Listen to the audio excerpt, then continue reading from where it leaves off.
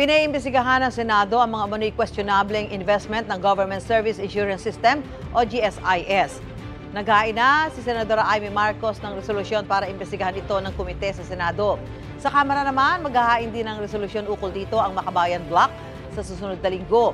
Kasunod yan ang sinabi ni Senadora Risa Ontiveros na nag-invest umano ang GSIS ng 1 bilyong piso sa online gambling platform na DigiPlus. Una na sinabi ng GSIS na makikipagtulungan sila sa mga oversight at regulatory bodies sa anumang pagsusuri sa kanilang investment activities.